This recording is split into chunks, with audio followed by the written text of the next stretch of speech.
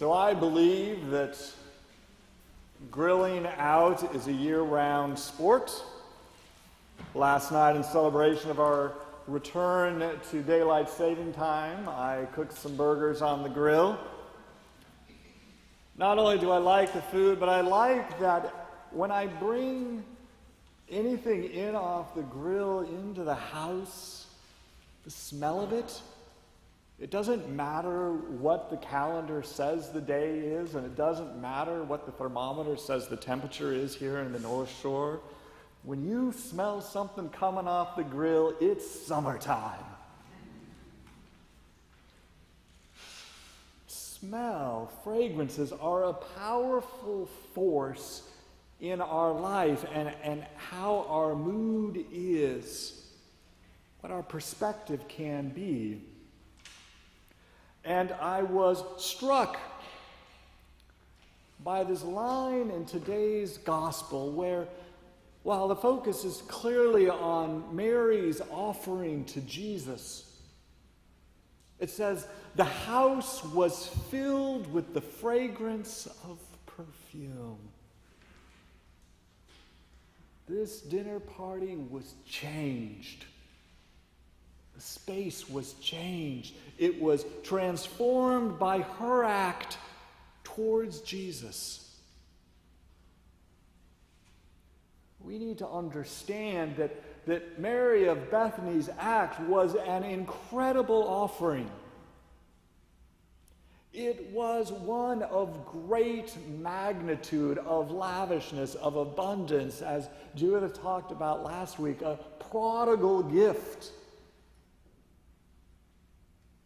This pound of nard worth 300 denarii is valuable.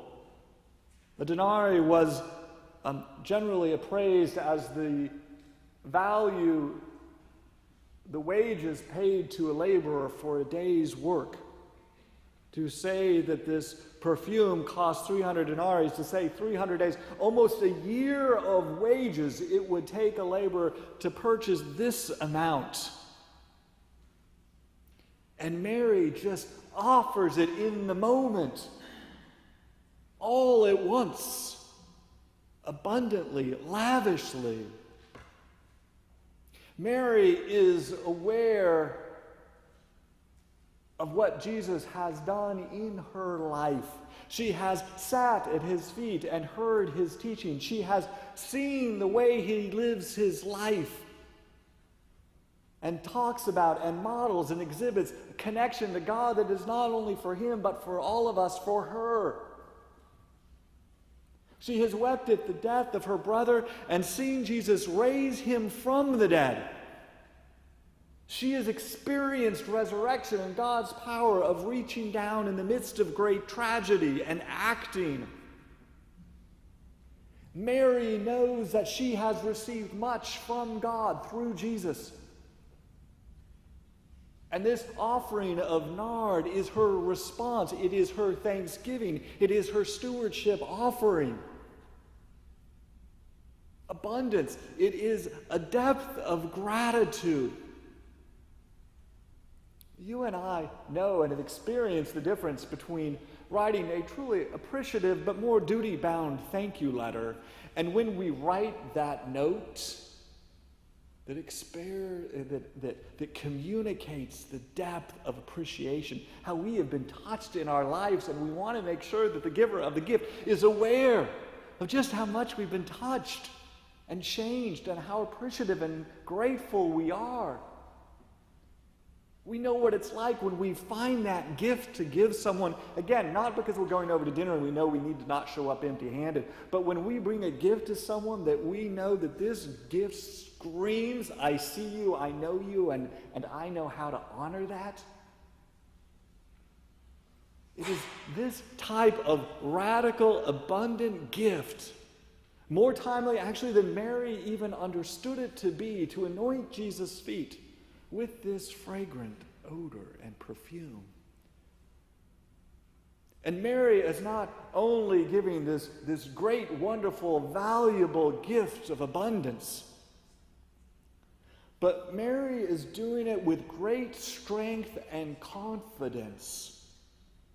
Remember, just simply to wash the feet of someone in that day was to be considered a very menial task of the servant on the lowest rung, if not of a slave. And Mary, one of the proprietors of the house, is doing it herself.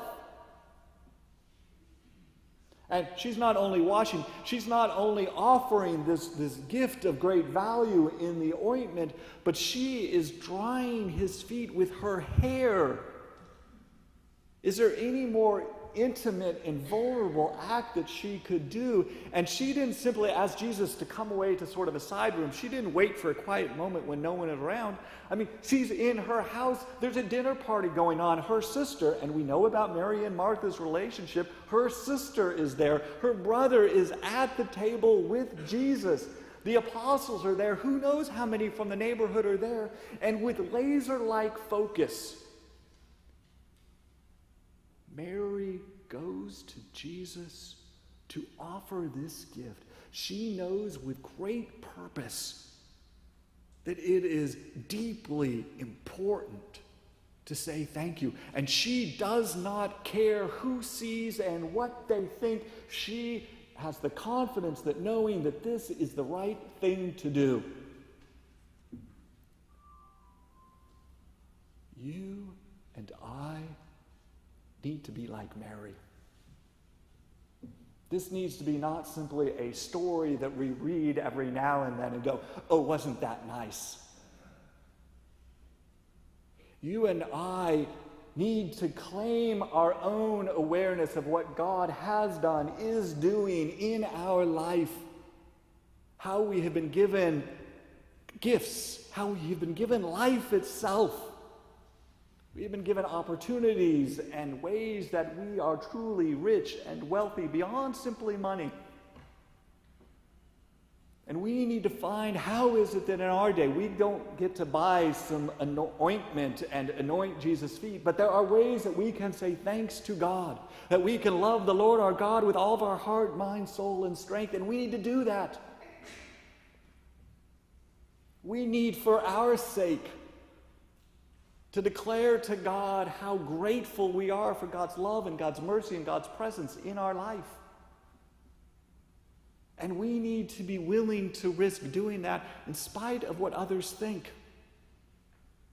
Christianity, to live this kind of other-focused life where what matters to us most is our relationship to God, is countercultural. To love our neighbor as ourselves in this day is not expected and is often looked down on. And by loving our neighbor, I don't simply mean the person who lives on the North Shore with us and is like us. I mean our neighbor who carries a different passport, if any passport. I mean a neighbor who has a different skin color than us. I mean a neighbor who doesn't live here in this neighborhood, but in North Chicago and Waukegan and in the city of Chicago. I mean not simply a neighbor who happened to go to the same college that we did, but a neighbor who has not gone to college, nor their parents, nor their grandparents. I mean the neighbor who has struggled and made life choices that we can't imagine making. We need to love that person as much as we love ourselves, for that is the way that we love God fully. When you and I look deep within ourselves at where God has been in our lives, it becomes overwhelming. And when you and I get in touch with that experience of God in our life, we can't help but then want to respond in joy and gratitude in an abundant and lavish way. And when we catch hold of that, and when we are aware of what the spirit of gratitude does within us, we won't care who sees. We won't care what they think of us, because we will know what is most important for us is that we live that life of thanksgiving, that we experience the joy that God has given us, and that Jesus said, I came that you might have joy and that you might have it abundantly. I came that my peace would be your peace, And that you would be connected and one with God as I am one. That's what we're moving to when we live a life of gratitude and service to God.